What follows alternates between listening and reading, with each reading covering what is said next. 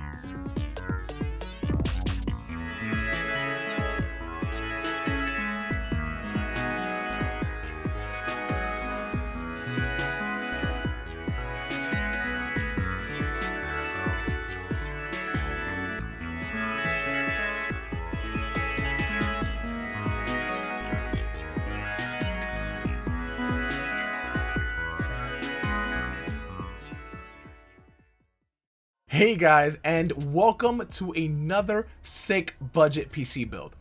Now, like I said in the beginning, I am in love with how this build turned out and just as impressed at how it performs, with one small issue that I'm going to be explaining later on. Now, if you haven't yet, make sure to hit that subscribe button real quick if you want to keep seeing some awesome budget builds like this one coming to the channel very soon. Now let's talk about the parts list and see some performance numbers. So first we have the processor, which is the Ryzen 3 3200G. This is a 4-core processor with no multi-threading. It's still a capable performer with the assumptions that you can tweak some settings on your games. The motherboard is the Gigabyte Aorus B450M. This is a micro ATX board, a form factor that does not get a lot of love, but it still has all the bells and whistles that you need from a board to get you going. We have 16 gigabytes of silicon power SP turbine RGB RAM clocked in at 3200 MHz. Now, I've used this kit many times on the channel, but as long as you have any kit of at least 3200 MHz, preferably 3600, you'll be fine. For storage, we have a 240 gigabyte SSD from SanDisk and a 2 terabyte drive from Western Digital. The power supply is the Cooler Master 550 White.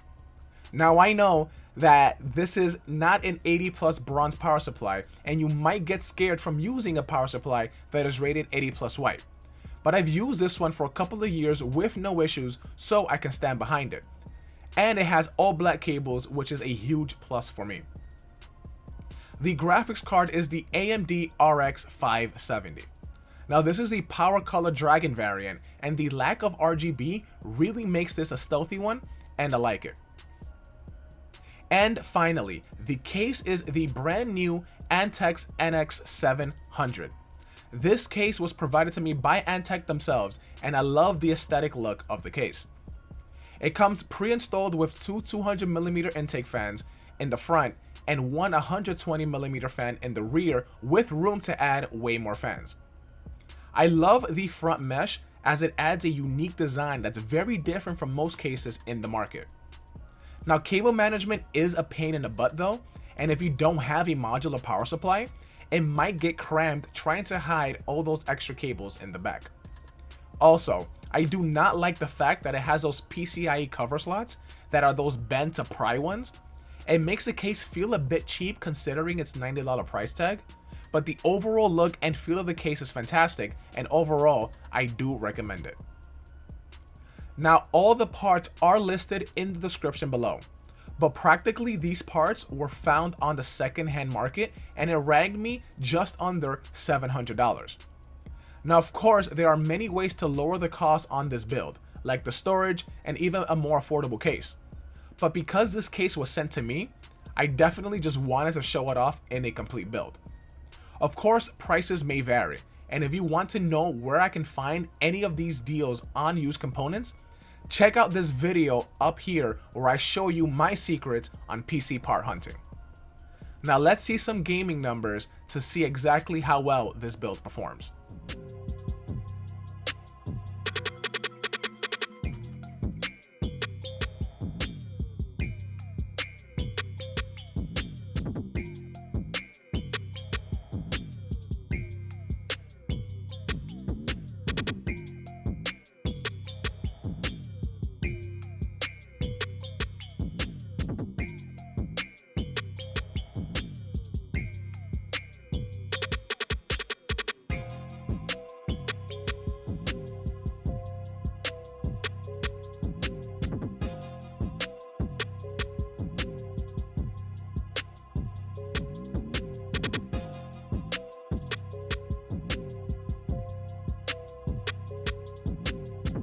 So even in the small set of games that I tested, it's clear to see that this PC is a great machine for 1080p gaming.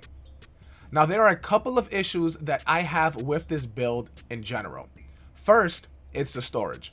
I would prefer an NVMe drive of at least 512 gigabytes, but considering that I went for a budget build, I felt like a SATA SSD would suffice.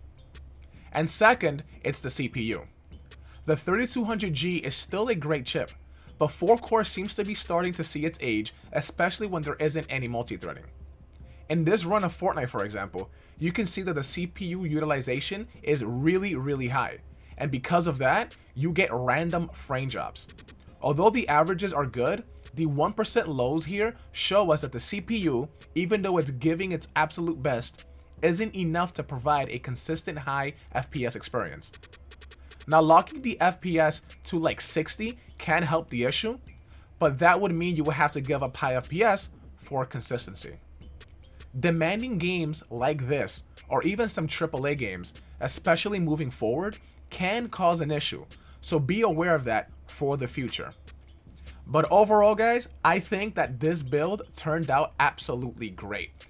One of the standing points from it is the fact that the case is all black, the cables are all black, and because I kind of have this nice little blue LED going on for the RGBs, I feel like aesthetically it looks absolutely pleasing. I love that this case comes uniquely with 200mm fans in the front, something that you really don't see every day on a computer build or in any case of that matter. So it definitely adds some sort of unique taste as well as the actual design in front of the case.